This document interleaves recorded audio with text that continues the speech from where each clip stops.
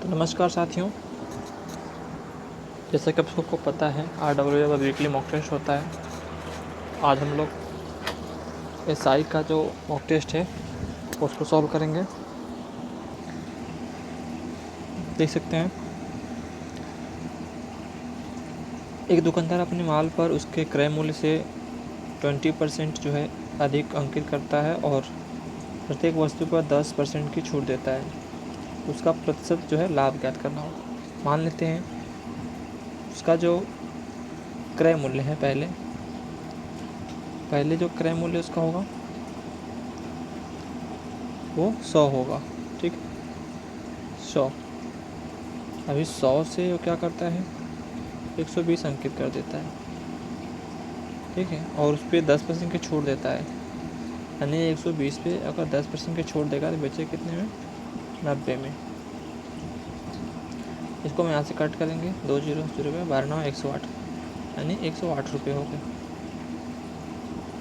100 रुपये का सामान 108 में बेच दिया, कितने फ़ायदा हुआ 8% का। यही इसका आंसर होगा। ठीक है, नेक्स्ट अगला क्वेश्चन देखते हैं। इस क्वेश्चन में बस साइन चेंज करना है, आप उसको सॉल्व कर सकते हैं आसानी से, कोई दिक्कत नहीं है। इस क्वेश्चन कोई व्यक्ति अपनी चाल में 40% की वृद्धि करता है। ऐसा करने से वह अपने कार्यालय सामान्य समय से 9 मिनट पहले पहुंचता है।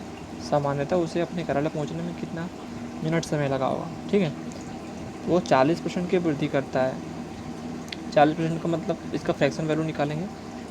40% का फ्रैक्शन वैल्यू 40%, 40 2 5, यानी कि अभी आपको पता होगा कि यानी वो उसका जो पहले का चाल है 5 है और आगे चल के उसमें जो है 7 से फिर वृद्धि हो रही है, तो वो 7 हो जाएगा। अभी हम इसको साफ करते हैं।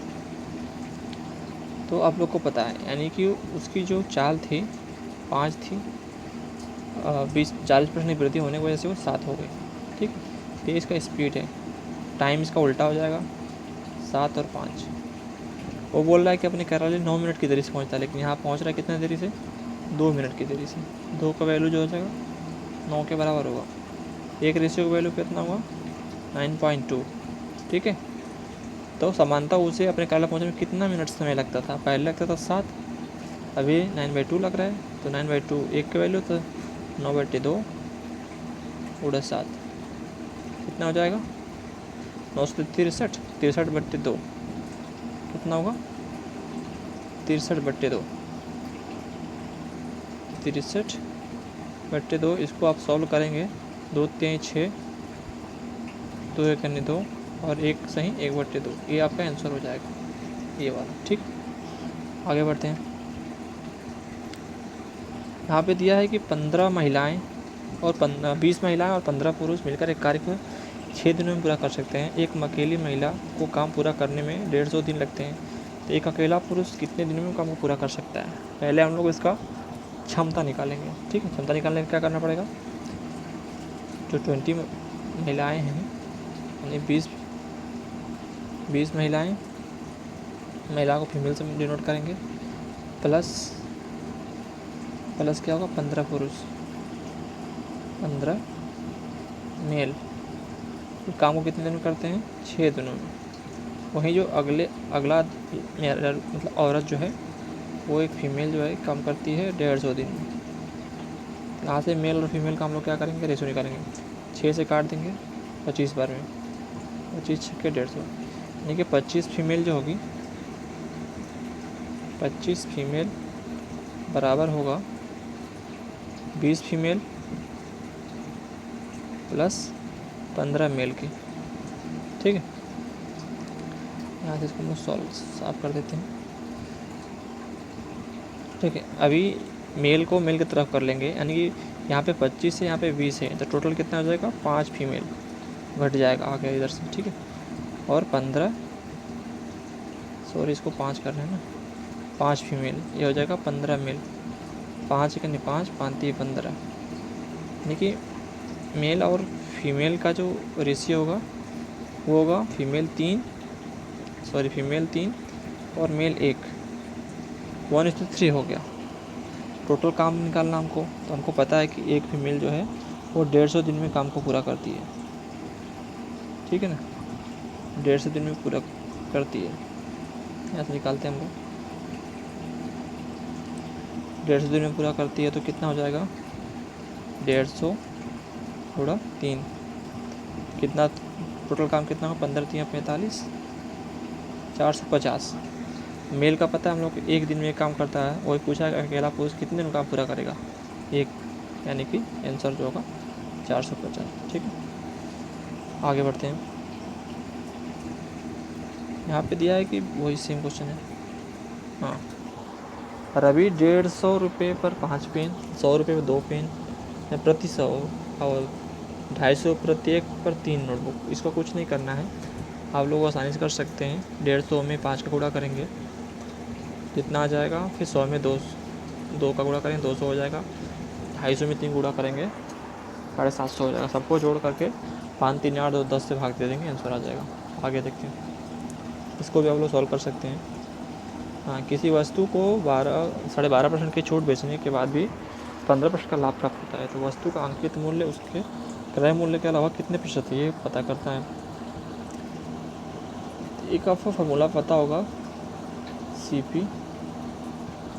सीपी और एमपी का, सीपी टू एमपी। अब यहाँ पर दे रहा है कि 12% की छूट देता है, 100 में से 12 घटाएंगे तो 12.5 घटाएंगे तो ये हो जाएगा आपका 87.5, ठीक है, परसेंट।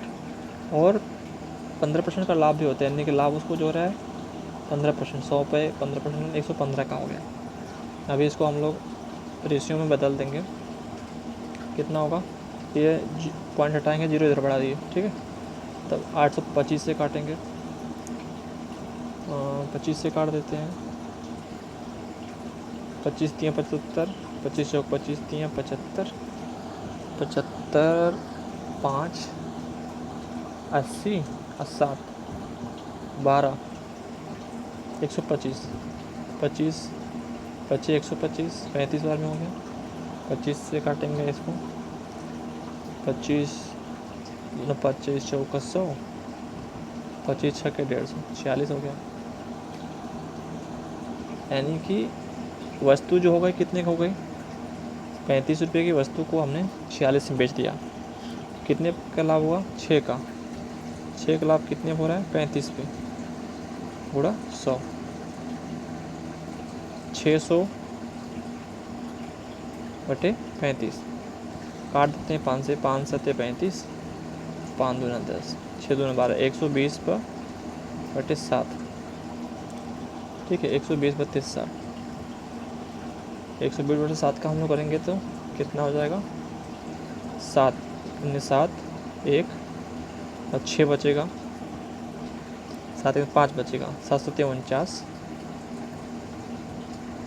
एक, यानी 17 पॉइंट कुछ आंसर आएगा। ठीक है, आगे चलते हैं हम लोग, अगला क्वेश्चन देखते हैं। एक आयत का परिमाप 80 सेंटीमीटर है, इसका क्षेत्रफल 375 सेंटीमीटर है, आयत की लंबाई और चौड़ाई का अंतर कितना है। आयत का परिमाप आप लोग को पता है, आयत का परिमाप कितना होता है, 2a + b, इसका वैल्यू दिया है 80 सेंटीमीटर, a + b के वैल्यू कितने हो जाएगा, 40 सेंटीमीटर। इसका क्षेत्रफल दिया है, यानी कि a × b की वैल्यू दिया हुआ है 375। अभी हम लोग को एक ऐसा जो है संख्या खोजना है, 2 संख्याएं कि जिनका गुणा करने पर 375 और जोड़ने पे 40 आ जाए, तो वो संख्या है 25 और 15। इनका गुणा करेंगे 375 होगा, जोड़ेंगे तो 40 होगा, इनका अंतर पूछा है तो 10 हो जाएगा, आंसर कितना होगा, 10 आंसर हो जाएगा। ठीक है, आगे चलते हैं।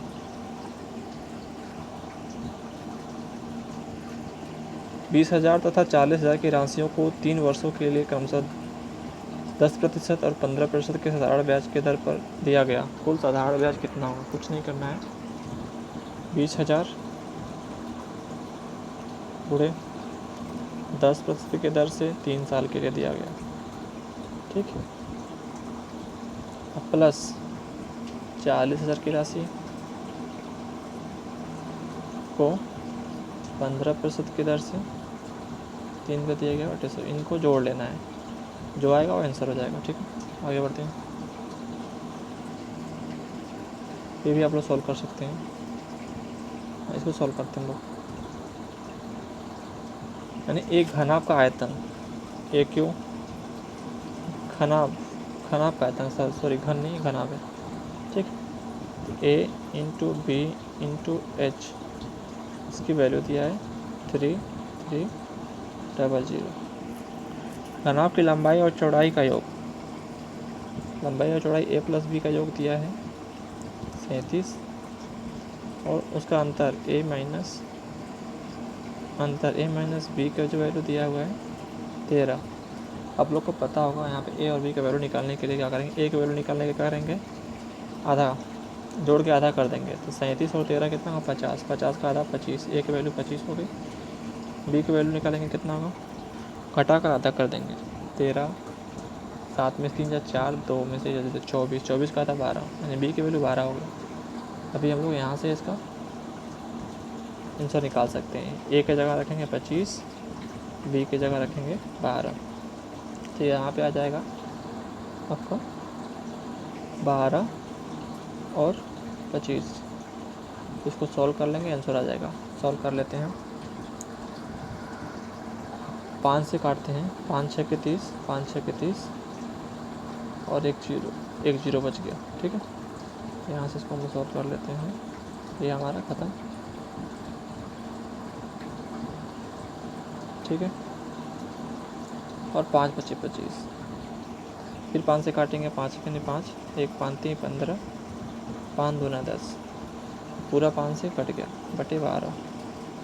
ठीक है, यहाँ तक सॉल्व हो गया, ये पूरा एरिया खत्म। इसको हम लोग डिवाइड कर लेंगे तो 12 लेकिन 12 यानी 11 आंसर होगा इस क्वेश्चन का। आगे बढ़ते हैं। ए एक कार्य को 30 दिनों में कर सकता है और बी उसी कार्य को 195 दिनों में कर सकता है। एक साथ कार्य करेंगे कितने दिन पूरा होगा, एक साथ काम करेंगे ए और प्लस बी, तो इसका आंसर हम लोग कर सकते हैं। टोटल इसका एक होता है 130 गुणा 195 बटे 130 और 95 जोड़ देंगे, 5 9 3 12 2 1 1 2 और 1 3, इसे डिवाइड कर देंगे, आंसर आ जाएगा। ठीक है, इसको सॉल्व कर लीजिएगा आप। आगे चलते हैं। अगर यही अगर किसी एक का पूछता तो इनको अंतर करके फिर भाग देते। ठीक है, इसको देख सकते हैं आप लोग कि एक व्यक्ति अपनी आय और व्यय का अनुपात 8:5 है। यदि उसकी आय में 25% की वृद्धि होती है, व्यय में 28% की वृद्धि होती है, तो उसकी बचत में कितने % की वृद्धि हुई। सिंपल सवाल है, इसको सॉल्व करते हैं। आय आपको पता होगा, इनकम, एक्सपेंडिचर और सेविंग।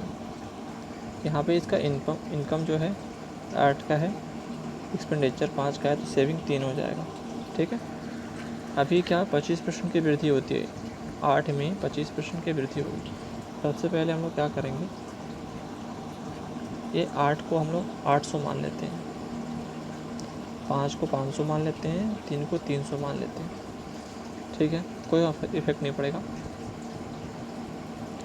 तो 25% की वृद्धि हो रही है, यानी 800 पर 25% की वृद्धि मतलब 125 बटे 100, 100 से 100 कट गया, 8 के 8 25 40 जीरो, 8 दूना 16, 4 20 के जीरो, 5 2, 8 एक 8 2 10, यानी ये हो गया आपका 1000। कितना हो गया, ये 8 जो है अब 1000 हो गया, ये 800 अब अभी 1000 हो गया। इसको हम लोग सॉल्व कर हटा देते हैं, ये आपका 1000 हो गया। अभी क्या कर रहा है, उसके व्यय में 28% की वृद्धि होती है, ये 500 में 28% की वृद्धि होती है।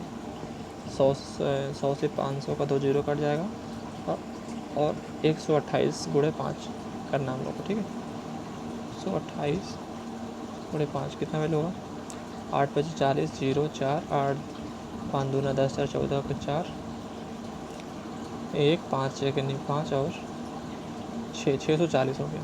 ठीक है, कितना हो गया 640। अभी ये जो 500 नहीं रह गया, 640 हो गया। कितना हो गया? 640, सॉरी करते हैं 640, यानी 1000 कमाया, 640 खर्च किया। बचा कितना इसके पास? 60, 700, 360 रुपये, यानी 360 रुपये खर्च कर दिया। पहले 300 करता था, अभी 360 कर रहा है। कितना बढ़ गया? 60 रुपये। कितने पे? 300 पे। 100। अभी आप लोग सॉल्व कर सकते हैं इसको 2 जीरो से। ये 2 जीरो कट गया, 3 से 2 कट गया, यानी 20% की वृद्धि हुई उसमें। ठीक है, आगे बढ़ते हैं। 55 का आप लोग पता ही है, इसको तो आप लोग कर सकते हैं। अल्टरनेट का हम लोग क्या करेंगे? ऐड करेंगे, अल्टरनेट संख्याओं का ऐड करेंगे और उनका अंतर या तो 11 का मल्टीपल होगा या फिर 0 होगा। ठीक, घटाने पे। आगे चलते हैं। एक दुकानदार अपने माल के उसके क्रय मूल्य से 20% अधिक अंकित करता है और प्रत्येक वस्तु के बाद 10% की छूट देता है। ये तो हम लोग सब कर चुके हैं। हाँ, जब विक्रय मूल्य की गणना की जाती है, जब बिक्री मूल्य पर गणना की जाती है तो किसी वस्तु को बेचने पर लाभ 25% होता है। उसकी वास्तविक प्रतिशत क्या है? ठीक है, तो यहाँ पे जो गणना हो रही है वो विक्रय मूल्य पर हो रही है। फर्स्ट ऑफ ऑल आपको पता होना चाहिए जो 25% होता है उसके फ्रैक्शन वैल्यू 1/4 होता है। यानी अगर उसका 4 SP है, 1 पे उस पर लाभ हो रहा है, प्रॉफिट हो रहा है, तो यहाँ पे जो CP निकल गया, यानी कॉस्ट प्राइस जो होगा 4 पे ही लाभ हो रहा है ना एक का, यानी कि वो 3 रुपये होगा। अभी 3 रुपये पे कितने का लाभ हो रहा है? 1 रुपये का। 3 पर 1 रुपये का लाभ पूरे 100, यानी कि 33.1/3 आंसर इसका हो जाएगा।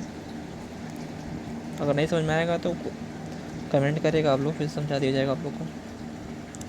दूसरा क्वेश्चन देख सकते हैं कि समान धारिता वाले 3 जगहों को ये दूध और पानी के मिश्रण के अनुपात क्रमशः, यहाँ पे लिखेंगे मिल्क वाटर का अनुपात दिया है 3, 1, 7, 1 और 11 और 5, ये अनुपात है। वो समान है, हम लोग देखते हैं समान है कि नहीं। पहले तो 3 और 1 4 हो गया, 7 और 1 8 हो गया, 11 और 5 16 हो गया, तो ये तो समान है नहीं। पहले हम तीनों को समान करेंगे, 16 को 2 गुणा करेंगे, इसमें 4 गुणा करेंगे, तो यहाँ पे 4 में 1 में 4 गुणा करेंगे तो ये 4 हो जाएगा और ये हो जाएगा आपका 12। 4 3 12, कितना होगा? 12, ये 12 हो गया। 8 दूना 16, तो ये 2 हो गया। 7 दूना 14, ये 14 हो गया। ये 16 है, आप सबको जोड़ लेंगे, अनुपात निकल जाएगा। ये 5 4 9 2 11, ये 11 हो गया। 4 2 6 1 7, ये 7 हो गया। 1 2 3 37, इसका जो रेशियो आएगा 37 रेशियो 11। ठीक है, आगे चलते हैं। इसको आप लोग सॉल्व कर सकते हैं, इसमें कुछ नहीं है, सिंपल सा सवाल है। इसमें आप लोग चाहें तो ऑप्शन से वैल्यू रख देंगे, इसका 3 आंसर आएगा। अगर इसमें y की जगह 3 रखते हैं तो इसका जो है पूरी तरीके से बराबर हो जाएगा। ठीक है, तो इसका आंसर 3 होगा। ऑप्शन से y के जगह पे 3 जो वैल्यू रखेंगे और इसको सॉल्व कर लेंगे, आंसर आ जाएगा। ठीक है सॉरी। इसमें परीक्षा हिमांशु का कुल प्रतिशत कितना है? तो हिमांशु का कुल प्रतिशत बताना है। इसमें क्या करना है? हिमांशु कितने का है? एक में 67 प्लस दूसरे में 70, तीसरे में 64, चौथे में 55 और उसके बाद 75। इन सबको जोड़ लेंगे, जोड़ेंगे कितना आएगा? 5 10 10 4 14, 14 और 7 21, 21 के 1 कैरी 2, 7 7 14, 14 6 20, 6 26, 26 5 31, 31 और 3 31 और 3 34, इतना 341 ला रहा है। कितने पे? 500 पे। 500 में 100 से 100 कट जाएगा, 0। 5 से इसको डिवाइड करेंगे, कितना होगा? 5 6 के 30, 5 7 35, 5 6 के 30 और 4, 5 8 40 और 1 5 दूना 10, लगभग 68.2। इसका जो आंसर होगा 68, कुछ कहीं गलत हो रहा है क्या? 5 36 4 5 9 45 5 8 40 40 और 1 5 दूना 10, 68। कहीं इसमें गलत हुआ 67, 5 5 10 10 4 14 14 14 और 7 21 21 का ये कैरी गया 2, 6 7 6 13 13 6 19 19 5 24 24 और 7 24 6 30 31 31 और 2 33। ये 33 होगा, सॉरी यहाँ पे 33 होगा।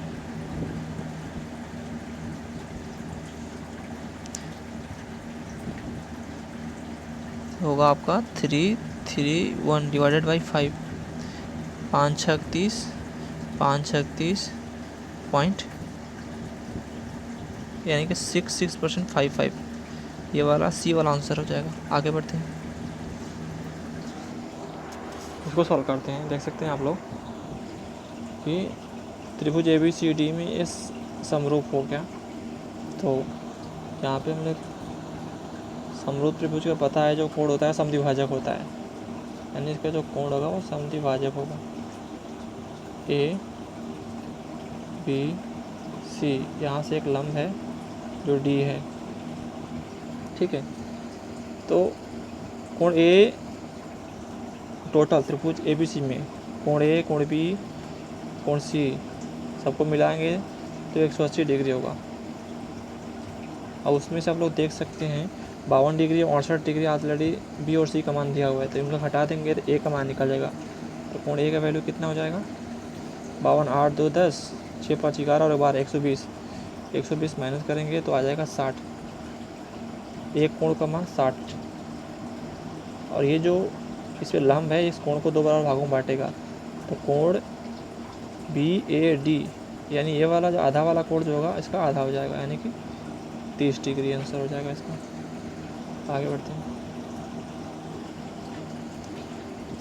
किसी राशि को 2 समान वार्षिक किस्तों में वापस करना है। यदि ब्याज की दर 10% है, जिसकी गणना वार्षिक चक्रवृद्धि में होती है, तो प्रत्येक किस्त कितने रुपए का है, तो लागत लगाया गया ब्याज ज्ञात करना हम लोग को, ठीक है। तो इसके लिए हम लोग सॉल्व करेंगे इसको। 10% का फ्रैक्शन वैल्यू होता है 1/10, यानी कि पहले साल 10 हो था, अगले साल कितना हो गया 11। दूसरे साल डबल होगा, समान करना है तो किस्त में 100 हो जाएगा, और ये हो जाएगा 121। ये 2 साल का हो गया। समान है तो इसको भी हमको 121 करने का 11 गुणा करना पड़ेगा, 11 गुणा इधर भी करना पड़ेगा। अभी जो इसको हम लोग जोड़ेंगे 110 और 100 210, 110 और 100 जोड़ेंगे 210, और यहाँ पे इसको जोड़ लेंगे तो कितना हो जाएगा 121 और 121, 2 सेकंड, तो 2 2 4 2 जगह 2 4 2। तो ब्याज कितना मिला यहाँ पे? ब्याज मिला आपको 32 रुपये का। कितना? 32 रुपये का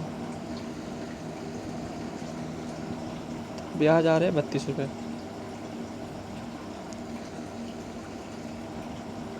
32 रुपये का ब्याज मिल गया, ठीक है।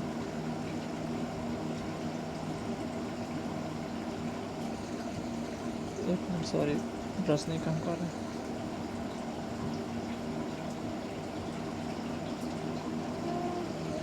ठीक,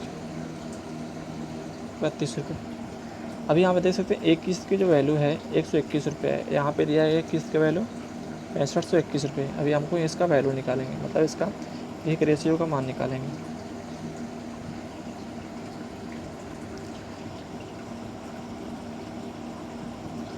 यानी कि 665 34/121 हमको लगाया गया ब्याज निकालना है 32 का मान, ठीक है। अभी आप देख सकते हैं 11 से काट देते हैं, 11 25 55, 55 करेंगे तो 5 60 और 10 बचेगा। 11 999 10 4 11 चौक 44। इसको 11 से काटेंगे तो 11 बार में कट जाएगा। 5 4 9 9, अभी 11 से कट जाएगा। 11 25 55, 11 चौक 44, ये कट गया पूरा। अभी हम लोग को 54 और 32 का मल्टीप्लाई करेंगे तो उसको लगाया गया ब्याज जो होगा वो वैल्यू निकल के आएगी। तो करते हैं हम लोग 54 को 32 से मल्टीप्लाई करेंगे।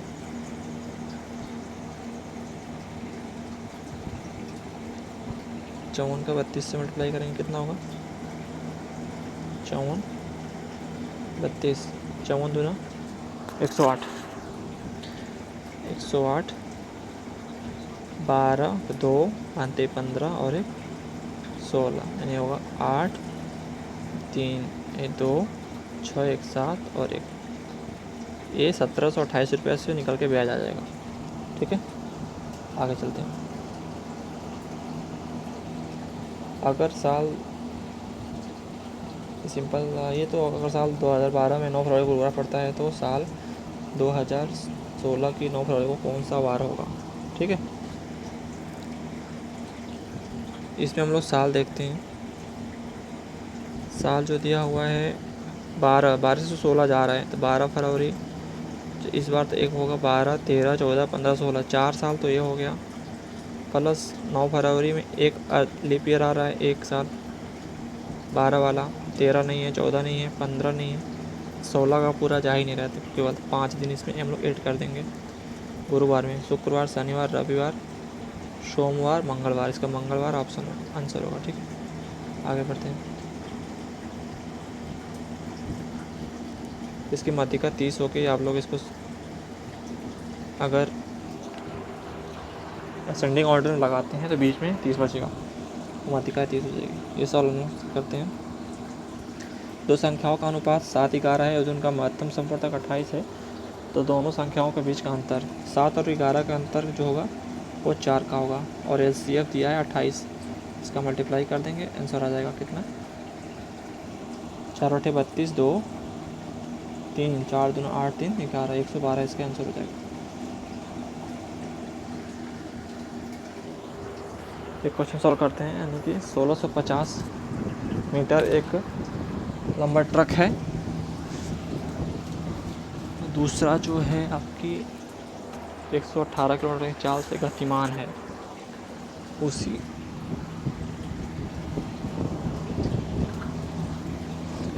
थोड़ा आवाज़ ख़राब हो रहा था। उसी दिशा में 88 किलोमीटर घंटे की चाल से चलते हुए 150 मीटर लंबी रेलगाड़ी को पार करने में कितना समय लगेगा? सेम डायरेक्शन में जा रहे हैं तो उनका जो स्पीड होगा वो आपस में घट जाएगा। तो 118 और 188, 118 में से 88 घटाएंगे तो कितना आएगा? 8 0, 8 में से 8 जाए 0, 11 से 8 जाए 3, ये 3 हो गया। इसको हमको मीटर पर सेकंड में देंगे, 5/18 से गुणा कर देंगे, इक्वल टू टोटल डिस्टेंस कितना हो जाएगा? 1550 और 1650, 50 50 100, 0 5 5 10, 6 5 11 1 12 1 2,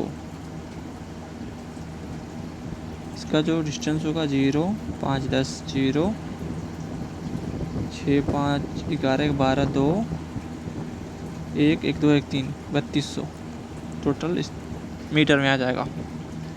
और टाइम हमको पता करना है।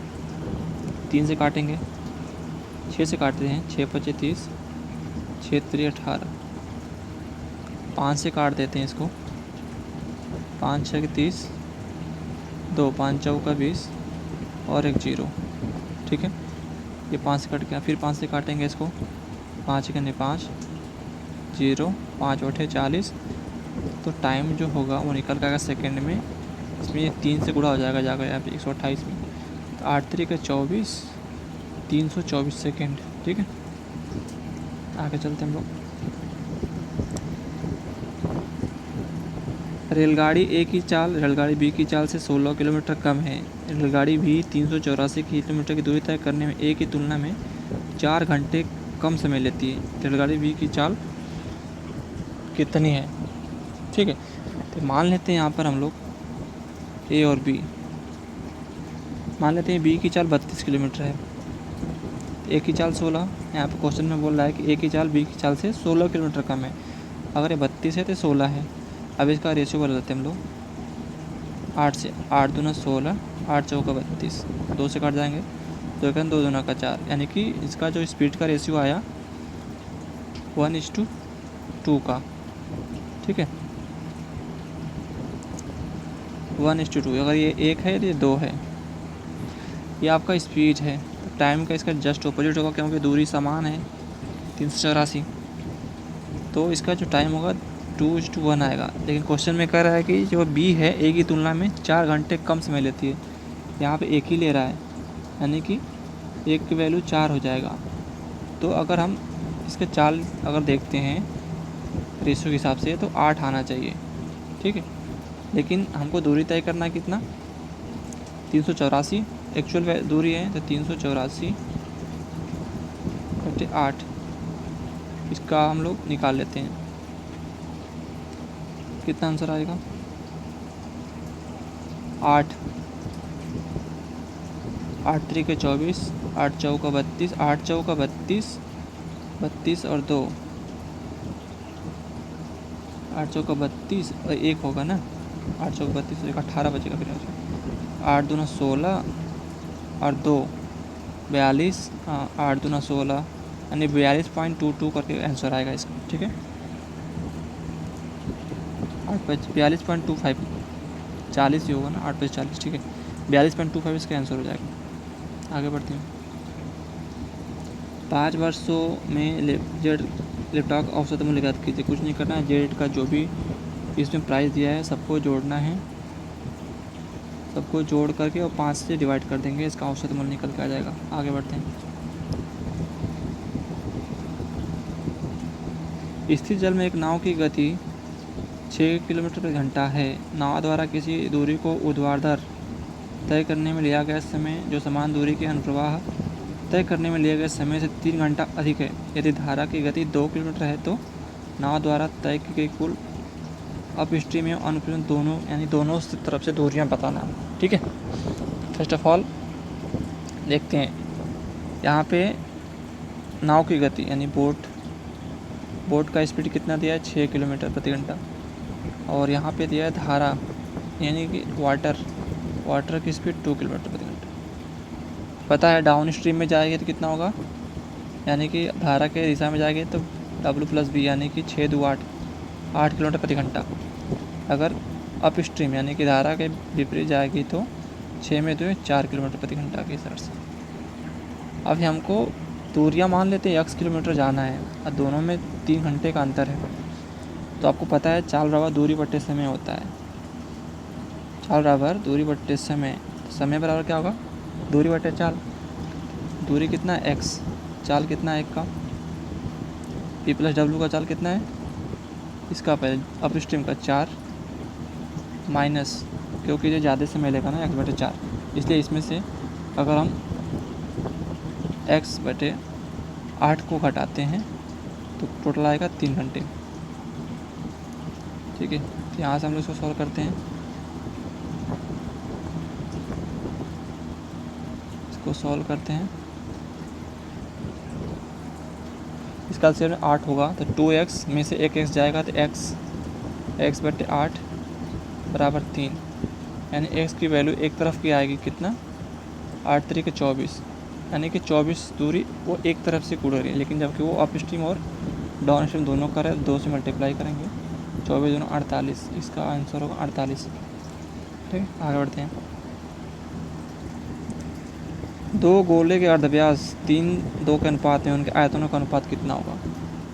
गोले के आयतन का फार्मूला पता है 4/3 πr² πr³ 4/3 πr³ 4/3 और 4/3 सबका कट जाएगा, बचेगा कितना πr³, पाई में भी कट गया, r³ बचेगा। तो 3 का क्यूब कितना होगा, 3 3 27 अनुपात 2 का क्यूब 2 2 4 2 8, इसका आंसर हो जाएगा 27 और 8। ठीक है, यदि एक बिल में 30% तथा दो क्रमागत 20% की छूट के तहत 42 का अंतर आता है तो बिल की राशि कितनी है।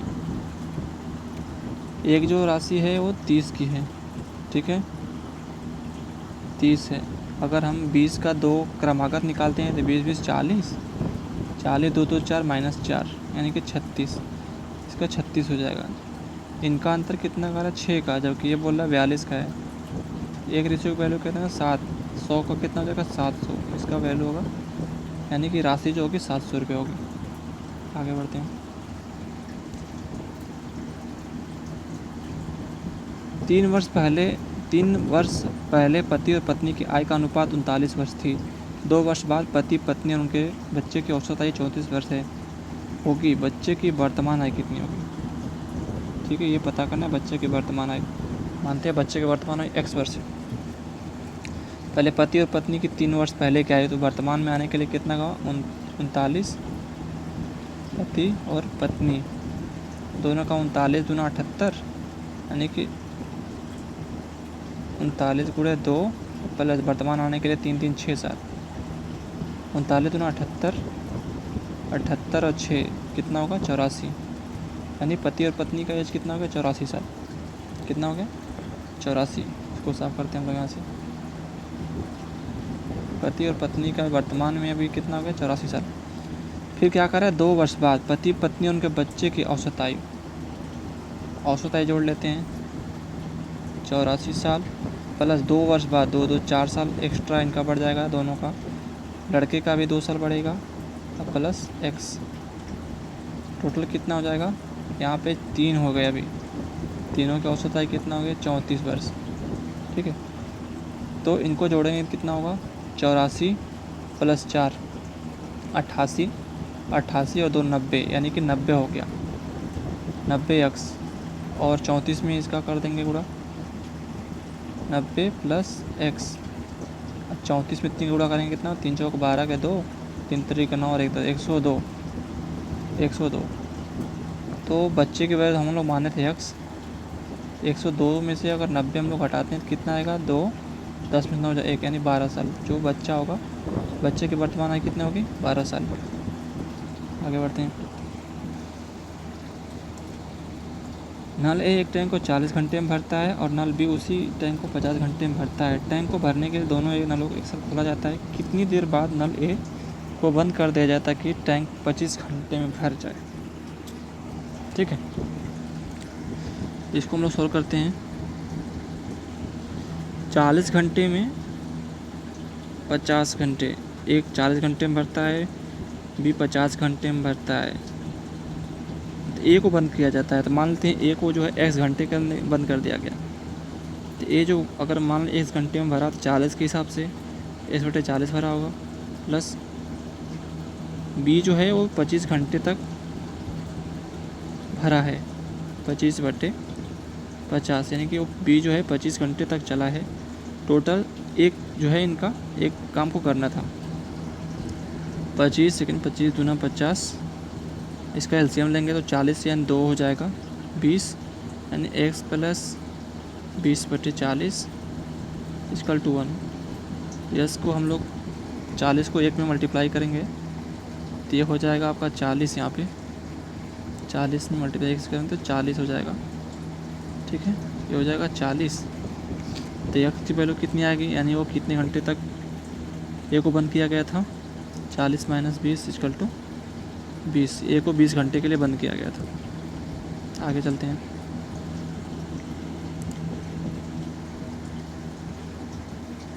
ठीक है, यहाँ पे आपको एक फार्मूला याद होना चाहिए क्रमचे का, कि अगर आप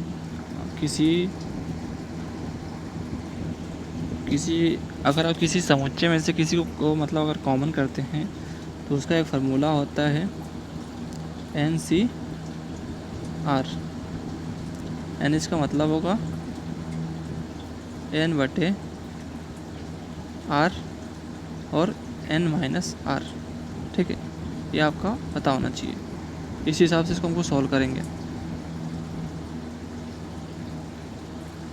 क्या होता है, यानी कि 10 लड़के और 15 लड़कियां में से 3 छात्रों को यदि इच्छा रूप से चुना जाता है तो संभावना है कि 2 लड़कियां और 1 लड़के होने का कितना संभावना होगा। ठीक है, सॉल्व करते हैं।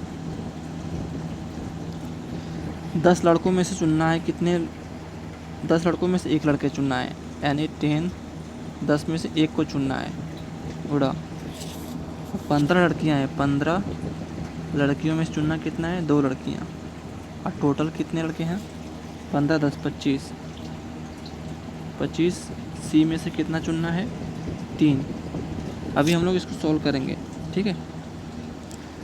इसको हम लोग सॉल्व करते हैं। पहले 10C को कैसे सॉल्व करेंगे, अलग सॉल्व करते हैं।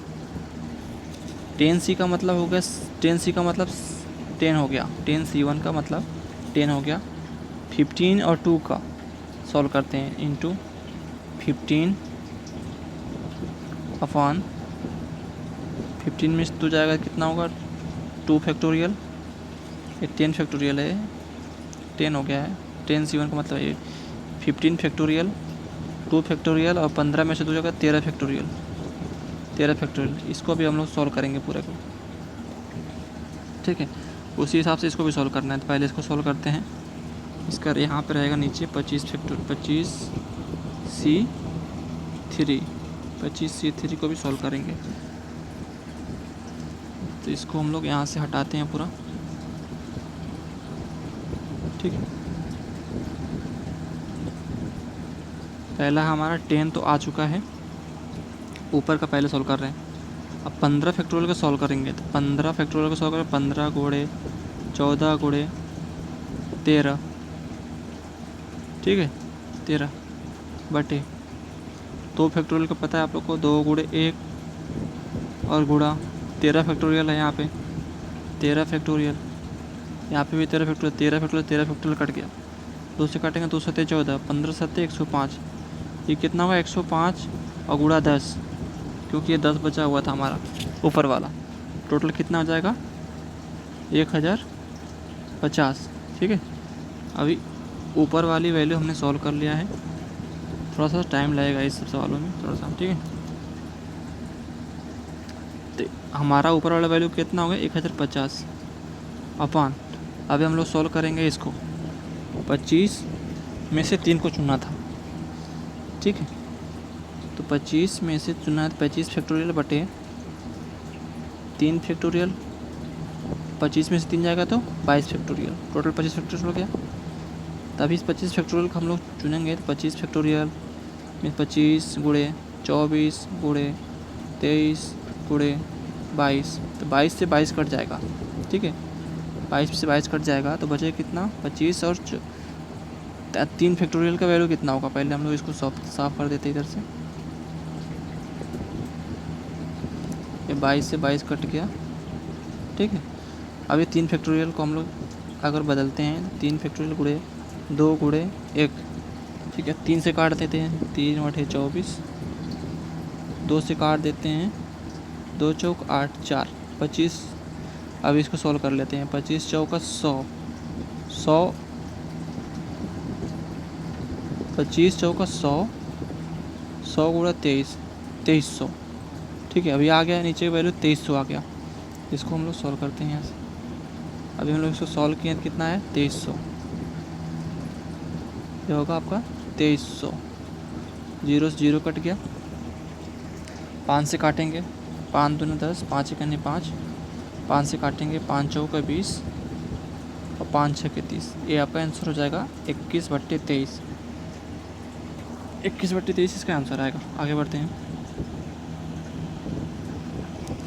यदि 2 संख्याओं के योग का उनकी संख्याओं से अलग अलग गुणा किया जाए तो गुणनफल 43 और 114 आता है, तथा उन संख्याओं का योगफल कितना होगा। संख्याओं का योगफल निकालना है, ठीक है। इसको सॉल्व करते हैं। मान लेते हैं वो संख्याएं x और y हैं, ठीक है। तो उनका अलग अलग गुणा किया जाता है, उनके योग का अलग अलग गुणा किया जाता है x + y को।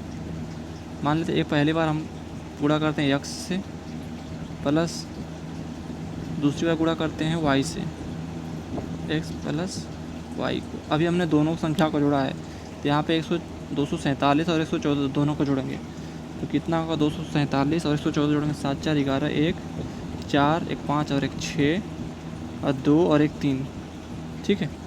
कितना आएगा 361 बराबर 361। अभी इसको हम लोग गुणा करेंगे तो ये होगा x square plus x y, ठीक है। इतना का वैल्यू का मान हो गया अभी x square plus x y, और यहाँ पे गुणा करेंगे तो y x plus y square. अभी हम यहाँ पे देख रहे हैं तो ये होगा आपका एक्स स्क्वायर वाई स्क्वायर, और यहाँ पे आएगा x square plus y square plus 2xy। ये एक्स वाई और ये एक्स वाई जोड़ेंगे तो 2xy हो जाएगा। यानी कि ये जो पूरा फॉर्मूला बनेगा आपका, ठीक है, पूरा बने कितना x प्लस वाई का होल स्क्वायर। होल स्क्वायर जो है 361 के बराबर हो गया। तो ये जब हटाएंगे हम तो ये आपका जो होगा 19 का स्क्वायर है, यानी कि 19 का स्क्वायर, स्क्वायर से स्क्वायर कट गया, यानी कि उसका जो योग है संख्याओं का x प्लस वाई 19 आंसर हो जाएगा। ठीक है, आगे बढ़ते हैं। ठीक है, जो 39 क्वेश्चन ही था। तो इस तरीके से हम लोग क्वेश्चन को सॉल्व कर सकते हैं। अगर कोई भी आपका डाउट हो तो कमेंट करिएगा, हम बताएंगे, और कुछ समझ में नहीं आया तो बस समझाने के लिए भी हम कोशिश करेंगे। चलिए ठीक है, धन्यवाद, मिलते हैं फिर नेक्स्ट संडे। Thank you.